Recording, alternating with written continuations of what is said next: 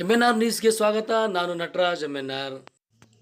ಬಯಲುಸೀಮೆ ಕೋಲಾರ ಜಿಲ್ಲೆಗೆ ಶಾಶ್ವತ ನೀರಾವರಿಯನ್ನು ಕಲ್ಪಿಸುವ ಉದ್ದೇಶದಿಂದ KC ವ್ಯಾಲಿಯನ್ನು ಕಳೆದ ಸರ್ಕಾರದಲ್ಲಿ ಜಾರಿಗೆ ತಂದಿದ್ದು. ಇದು ಹಲವಾರು ಕಾರಣಗಳಿಂದ ನಿಂತು ಹೋಗಿತ್ತು. ಇದನ್ನು ಸುಪ್ರೀಂ ಕೋರ್ಟ್ನ ತಡೆಯಾಜ್ಞೆಯನ್ನು ರದ್ದುಪಡಿಸಿ ಮತ್ತೆ ನೀರನ್ನು ಚಾಲೂ ಮಾಡಲಾಯಿತು.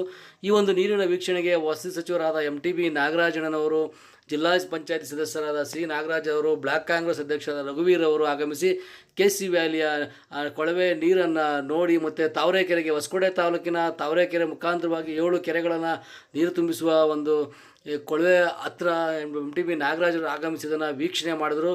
ಈ ಸಂದರ್ಭದಲ್ಲಿ ಜಿಲ್ಲಾ ಪಂಚಾಯತಿ ಸದಸ್ಯರಾದ C ನಾಗರಾಜ್ ಅವರು, ಬ್ಲಾಕ್ ಕಾಂಗ್ರೆಸ್ ಅಧ್ಯಕ್ಷರಾದ ರಘುವೀರ್ ಅವರು, ಮುಖಂಡರಾದ ತಪ್ಸಪ್ಪನವರು, ಎತ್ತಕ್ಕಿ ಮಂಜುನಾಥರವರು, ಲಿಂಗಾಪುರ ಮಂಜುನಾಥರವರು ಹಾಗೂ ಇನ್ನಿತರ ಮುಖಂಡರುಗಳು ಅವರ ಜೊತೆಯಲ್ಲಿ ಆಗಮಿಸಿ ಒಂದು ನೀರನ್ನು ವೀಕ್ಷಣೆ ಮಾಡಿ, ಈ ಸಂದರ್ಭದಲ್ಲಿ ಕೆರೆಗೆ ನೀರು ಇರತಕ್ಕಂಥ ಒಂದು ಕೊಳವೆ ಹತ್ರ ಬಂದು ನೋಡಿ ಸಂತೋಷಭರಿತರಾಗಿ ಕೆರೆಯನ್ನೆಲ್ಲ ಒಂದು ಸುತ್ತಾಡಿ, ಕೆರೆಯಲ್ಲಿರ್ತಕ್ಕಂಥ ಹೊಂಗೆ ಗಿಡಗಳು, ಅರ್ಕ್ಲಿ ಫಾರಮ್ ಗಿಡಗಳು ಮತ್ತು ನೂರಾರು ಪಕ್ಷಿಗಳು ಸಂತೋಷದಿಂದ ಅಲ್ಲಿ ನೀರನ್ನು ಕುಡಿಯುತ್ತಾ, ಅಲ್ಲಿ ಬೇಟೆ ಆಡ್ತಾ, ಆಹಾರವನ್ನು ಸವಿಯುತ್ತಾ, ವಿಹಂಗಮವನ್ನು ನೋಟವನ್ನು ನೀವು ದೃಶ್ಯಗಳಲ್ಲಿ ಕಾಣ್ತೀರಾ.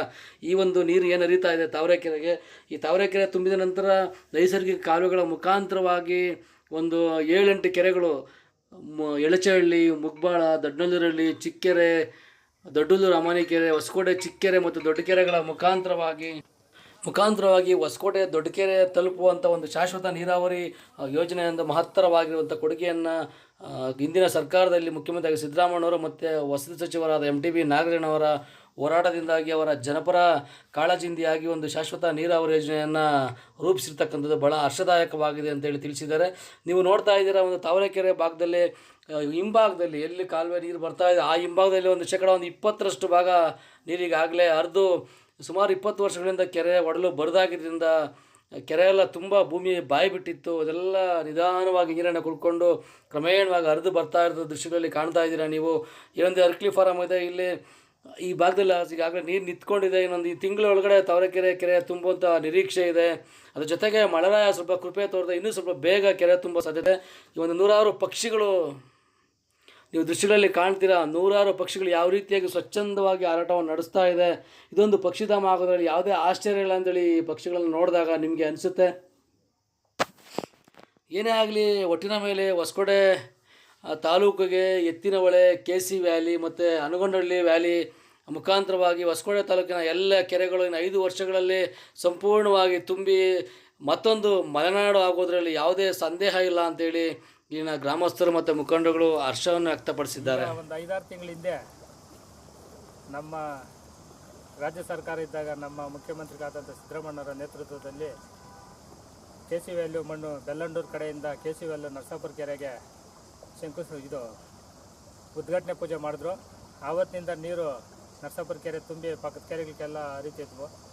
ನಮ್ಮ ವಿರೋಧ ಪಕ್ಷದವರು ಲೋಕಸಭೆ ಚುನಾವಣೆ ಬರೋದ್ರಿಂದ ವಿರೋಧ ಪಕ್ಷದವ್ರು ಏನು ಮಾಡಿದ್ರು, ನಮ್ಮ ಆಂಜನೇಯ ರೆಡ್ಡಿ ಅವ್ರಿಗೆ ದುಡ್ಡು ಕೊಟ್ಟು ಅವ್ರನ್ನ ಸುಪ್ರೀಂ ಕೋರ್ಟಲ್ಲಿ ಸ್ಟೇ ತಂದುಬಿಟ್ರು.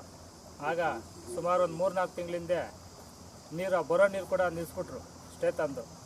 ಆಮೇಲೆ ಇವಾಗ ನಮ್ಮ ವೀರಪ್ಪ ಮೊಯ್ಲಿಯವರು ಲೋಕಸಭಾ ಚುನಾವಣೆ ಬಂತು, ಮತ್ತು ನಮ್ಮ ವೀರಪ್ಪ ಮೊಯ್ಲಿಯವರು ಸುಪ್ರೀಂ ಕೋರ್ಟಾಗ ರಮೇಶ್ ಕುಮಾರು ಇವರ ಜೊತೆಯಲ್ಲಿ ಸುಪ್ರೀಂ ಕೋರ್ಟಲ್ಲಿ ಸ್ಟೇ ವೆಕೇಟ್ ಮಾಡ್ಕೊಂಡು ಈಗ 3 ದಿವಸ ಹಿಂದೆ ನಮ್ಮ ತಾವರೆಕೆರೆಗೆ ಸುಪ್ರೀಂ ಕೋರ್ಟ್ ವೆಕೆಟ್ ಆಯಿತು. KC ವ್ಯಾಲ್ಯೂ ನೀರು ಹರಿಯುವ ಅವಕಾಶ ಮಾಡಿಕೊಟ್ರು. ನಮ್ಮ ಈ ಭಾಗದ ಸಚಿವರಾದಂಥ MTB ನಾಗರಾಜಣ್ಣವರ ನೇತೃತ್ವದಲ್ಲಿ ಮತ್ತೆ ನರಸಾಪುರ ಕೆರೆಗೆ ನೀರು ಹರಿಯುವಂಥ ಚಾಲನೆ ಕೊಟ್ಟರು.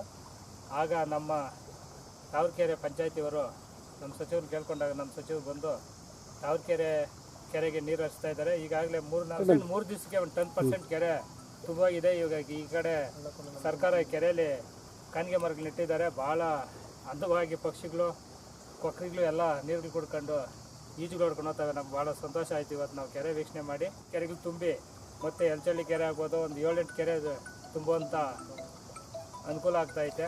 ನೈಸರ್ಗಿಕ ಕಾಲುವೆಗಳ ಮುಖಾಂತರನೇ ಒಂದು ಕೆರೆ ಬರ್ತೀಯ, ಆದ ನಂತರ ಇನ್ನೊಂದು ಕೆರೆಗೆ ಹೋಗ್ತವೆ ಅಂತೇಳಿ. ಇವತ್ತು ಇಲ್ಲಿ 194 ಎಕರೆ ಈ ಭಾಗದ ಕೆರೆ ಇದೆ. ಹಾಗೂ ಇಲ್ಲಿ ಈ ಕಡೆ ಬಲಭಾಗ ಕಡೆ ಫಾರೆಸ್ಟ್ ಇದೆ. ಈ ಕೆರೆ ತುಂಬಿದ್ರೆ ನಮ್ಮ ಫಾರೆಸ್ಟು ಬೆಂಕಿ ಎಲ್ಲ ಸುಟ್ಟೋಗಿತ್ತು. ಇವತ್ತು ಕೆರೆಗೆ ಚಾಲನೆ ಕೊಟ್ಟಿದ್ದಾರೆ ತಾವರೆಕೆರೆಗೆ ನಮ್ಮ ಸಚಿವರು MTB ನಾಗರಾಜಣ್ಣವರು ಮೇಲೂರು ಗೆದ್ದಿದ ತಕ್ಷಣ 1.5 ವರ್ಷದಲ್ಲಿ ಎತ್ತಿನಹೊಳೆ ನಾವು ಕಂಪ್ಲೀಟ್ ಮಾಡ್ಕೊಡ್ತೀವಿ ಅಂತ ಒಪ್ಕೊಂಡಿದ್ದಾರೆ. ಹಾಗೂ ನಮ್ಮ ಸಚಿವರು ಹೊಸಕೋಟೆ ಕೆರೆಗೆ ಒಂದು ಲಿಂಕ್ ಮಾಡಿಕೊಡ್ಬೇಕು, ಹೊಸಕೋಟೆ ಕೆರೆಯನ್ನು ಬೇಗ ತುಂಬಬೇಕು. ಈ ಭಾಗದ ರೈತರಿಗೆಲ್ಲ ತುಂಬ ನೀರಿಲ್ದಿರ 1500-1600 ಅಡಿ ಬೋರ್ವೆಲ್ ಕೊರೆಸಿ ರೈತರಿಗೆಲ್ಲ ತುಂಬ ನಷ್ಟಗಳು ಅಂತ ಇದ್ದಾರೆ. ಅದರಿಂದ ನಮ್ಮ ಸಚಿವರು ಹೊಸಕೋಟೆ ಕೆರೆಗೆ ಒಂದು ಕಲೆಕ್ಷನ್ ಕೊಡ್ತಾರೆ. ಮುಂದಿನ ದಿನಗಳಲ್ಲಿ ಕೊಡೋ ಕಂಡಕ್ಟ್ ಆಗಿದ ತಕ್ಷಣ ಅದಕ್ಕೆ ಒಂದು ಕೊಡೋಂಥ ಅವಕಾಶ ಐತೆ. ಮತ್ತು ಈ ತಾವರೆಕೆರೆಗೆ ಒಂದು ಪೈಪ್ಲೈನ್ ಕಲೆಕ್ಷನ್ ಕೊಟ್ಟಿರೋದ್ರಿಂದ ಇದು ಸುಮಾರು ಒಂದು 7-8 ಕೆರೆಗಳು ಈ ಭಾಗದಲ್ಲಿ ಅದೇಂಥ ಅವಕಾಶವೂ ಇದೆ. ಈ KC ವ್ಯಾಲಿ ಬಂದಾಗಿನಿಂದ ಏನು ಮಾಮೂಲಿ ನಮ್ಮ ಹೊಸಕೋಟೆ ಕೆರೆ ನೀರು ಮೊದಲು ಹೇಗಿದ್ವು ಅದೇ ಥರ ಕಾಣಿಸ್ತಾ ಇದೆ, ಅಷ್ಟು ನೀಟಾಗಿ ಬರ್ತಾ ಇದೆ. ನೈಸರ್ಗಿಕ ಈ ಪರಿಸರಕ್ಕೆ ಮತ್ತು ಈ ಕಡೆ ಸುತ್ತಮುತ್ತ ರೈತರಿಗೆ, ಇಲ್ಲಿ ಊರುಗಳಿಗೆ, ಗ್ರಾಮ ಪಂಚಾಯತಿಗಳಿಗೆ ಎಲ್ಲಕ್ಕೂ ಬೋರ್ವೆಲ್ಗಳಲ್ಲಿ ನೀರು ಮೇಲೆ ಬರೋದ್ರಿಂದ ಒಂದು 4 ಅನುಕೂಲಗಳಾಗೋಂಥ ಅವಕಾಶವೂ ಆಯಿತು.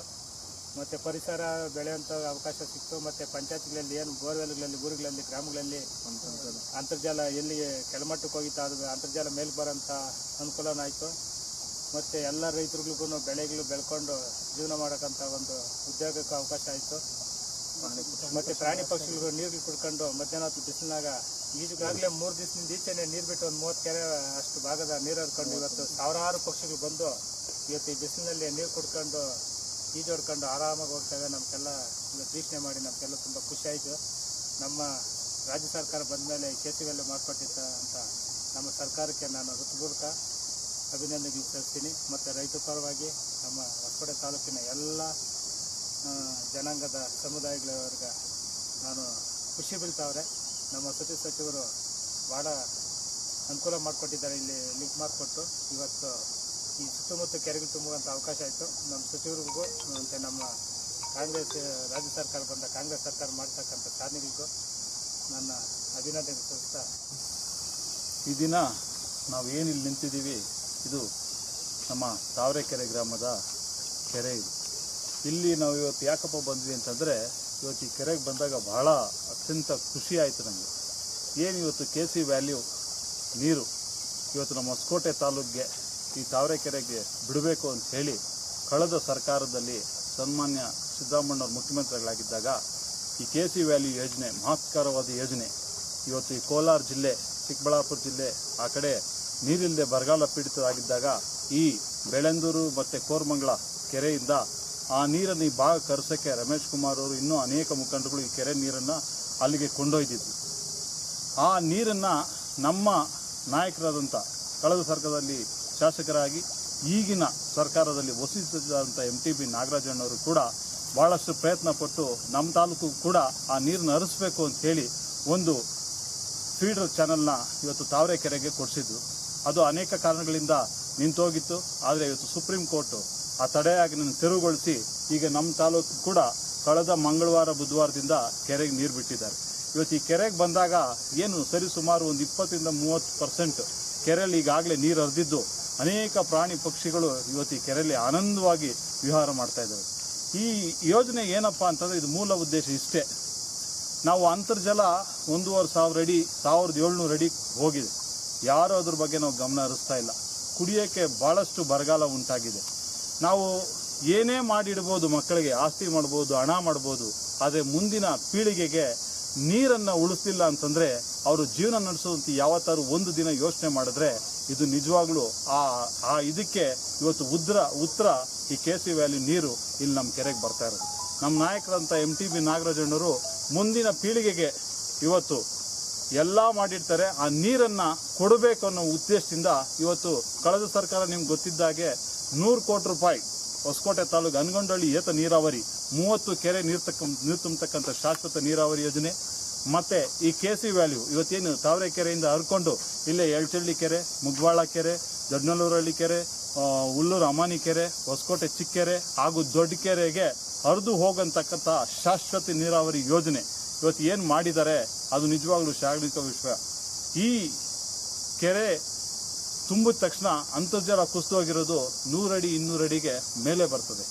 ಆ ನೀರು ಮೇಲೆ ಬಂದಾಗ ಒಂದು ಶಾಶ್ವತವಾಗಿ ಕುಡಿಯುವ ನೀರಿನ ಬವಣೆ ಇನ್ನೆಂದಿಗೂ ಈ ತಾಲೂಕಿನಲ್ಲಿ ತಲೆ ಎತ್ತಲ್ಲ.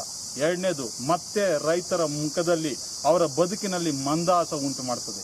ರೈತರು ಮತ್ತೆ ತಮ್ಮ ನೆಮ್ಮದಿಯಾದ ಜೀವನವನ್ನು ಮಾಡಲಿಕ್ಕೆ ಆ ವಾತಾವರಣ ಸೃಷ್ಟಿ ಮಾಡ್ತದೆ. ಈ ಯೋಜನೆಗಳಿಗೆ ನಿಜವಾಗ್ಲೂ ಚಾಲನೆ ಕೊಟ್ಟು ಈ ನೀರನ್ನು ತಂದಿದ್ದಕ್ಕೆ ನಿಜವಾಗೂ ನಾವೆಲ್ಲ ನಮ್ಮ ಹೊಸಕೋಟೆ ತಾಲೂಕಿನ ಜನತೆ ನಾವು ಚಿರಋಣಿಯಾಗಿ ಇರ್ತೀವಿ ಅಂತ ಹೇಳ್ತೀನಿ. ಮತ್ತೊಂದು ಶಾಶ್ವತ ನೀರಾವರಿ ಯೋಜನೆ ಅಂದರೆ ಎತ್ತನೊಳೆ. ನಿಮಗೆಲ್ಲ ಗೊತ್ತಿರೋ ಹಾಗೆ ಅದು ತಡ ಆಗಿದೆ. ತಡ ಆಗಕ್ಕೆ ಅನೇಕ ಕಾರಣಗಳಿದ್ದಾವೆ. ಆದರೆ ಈಗಾಗಲೇ 50% 60% ಕಾಮಗಾರಿಗಳು ಮುಗಿದಿದ್ದು ಇನ್ನೇನು 1.5-2 ವರ್ಷ ಆಗ್ತದೆ. ಆ ನೀರು ಕೂಡ ನಮಗೆ ಹೊಸಕೋಟೆ ತಾಲೂಕು ಬರ್ತವೆ. ಈ 3 ನೀರಾವರಿ ಶಾಶ್ವತ ನೀರಾವರಿ ಯೋಜನೆಗಳು ಈ ನಮ್ಮ ತಾಲೂಕಿಗೆ ಹರಿದು ಬಂದು ನಮ್ಮ ನಾಯಕರಾದಂಥ ವಸತಿ ಸಚಿವರಾದಂಥ MTB ನಾಗರಾಜಣ್ಣವರು ಈ ತಾಲೂಕಿನಲ್ಲಿರ್ತಕ್ಕಂಥ ಎಲ್ಲ ಕೆರೆಗಳನ್ನು ನೀರು ತುಂಬಿಸಿ ಈ ತಾಲೂಕಿನಲ್ಲಿ ಇರ್ತಕ್ಕಂಥ ನೀರಿನ ಬವಣೆ ಶಾಶ್ವತವಾಗಿ ನೀಗಿಸ್ತಕ್ಕಂಥ ಈ ಕೆಲಸ ಮಾಡಿದ್ದಾರೆ. ನಿಜವಾಗ್ಲೂ ಅವರಿಗೆ ನಮ್ಮ ತಾಲೂಕಿನ ಜನತೆ ಪರವಾಗಿ ಮತ್ತೆ ನಮ್ಮ ಮುಂದಿನ ಯುವ ಪೀಳಿಗೆ ಪರವಾಗಿ ಅವರಿಗೆ ನಾವು ಧನ್ಯವಾದಗಳು ಹೇಳ್ತೀವಿ. ಹುಡುಗರಿಗೆ ಉದ್ಯೋಗ ಪಡೆಯತಕ್ಕಂಥ ವಿದ್ಯಾರ್ಹತೆಯನ್ನು ಕೊಡಬೇಕು.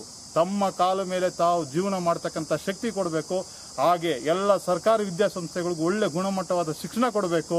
ಮತ್ತು ಇಲ್ಲಿರ್ತಕ್ಕಂಥ ರೈತರು ಅವರು ಶಾಶ್ವತವಾಗಿ ನೆಮ್ಮದಿಯಾದ ಜೀವನ ಮಾಡಬೇಕು ಅಂತಂದರೆ ಅವರಿಗೆ ನೀರನ್ನು ಹರಿಸಿದರೆ ಅವರು ಬಾಳು ಮಂದಹಾಸ ಆಗ್ತದೆ ಅಂತಂದರೆ ಅವರಿಗೆ ತಮ್ಮ ಶಕ್ತಿ ಕೊಡ್ತಕ್ಕಂಥ ಒಳ್ಳೆ ಕೆಲಸ ಆಗ್ತದೆ ಅಂತ ಹೇಳಿ ಆ ಶಾಶ್ವತ ಕೆಲಸಕ್ಕೆ ಕೈ ಹಾಕಿರ್ತಕ್ಕಂಥ ನಮ್ಮ ನಾಯಕರು MTB ನಾಗರಾಜಣ್ಣ ಅಂತ MTB ನಾಗರಾಜಣ್ಣವರು ಅವರು ಈ ತಾಲೂಕಿಗೆ ಶಾಶ್ವತವಾಗಿ ಈ ನೀರಾವರಿ ಯೋಜನೆಗಳನ್ನು ಹರಿಸಿ ಈ 5 ವರ್ಷ ಅವಧಿಯಲ್ಲಿ ಇಡೀ ನಮ್ಮ ಹೊಸಕೋಟೆ ತಾಲೂಕು ಎಲ್ಲ ಕೆರೆಗಳನ್ನು ತುಂಬಿಸಿ ನಾವು ಏನು ಮಲೆನಾಡು ಕಡೆ ಹೋದಾಗ ಏನು ಆ ನೈಸರ್ಗಿಕ ಆ ಪ್ರಾಣಿಗಳು ಆ ಗಿಡ ಮರ ಅಲ್ಲಿನ ವಾತಾವರಣ ನೋಡಿ ಖುಷಿ ಪಡ್ತಿರೋ ಆ ಥರ ವಾತಾವರಣ ಉಂಟು ಮಾಡಿ ಈ ತಾಲೂಕಿನಲ್ಲಿ ಶಾಶ್ವತವಾಗಿ ಬರ ಇಲ್ದಂಗೆ ಪಣ ತೊಟ್ಟಿ ಮಾಡ್ತಕ್ಕಂಥ ನಮ್ಮ ನಾಯಕರಿಗೆ ನಾವು ಧನ್ಯವಾದಗಳನ್ನು ನಾವೆಲ್ಲ ನಮ್ಮ ಹೊಸಕೋಟೆ ತಾಲೂಕಿನ ಜನತೆಯ ಪರವಾಗಿ ನಾನು ಅವರಿಗೆ ಹೇಳಲಿಕ್ಕೆ ಇಚ್ಛೆಪಡ್ತೇನೆ.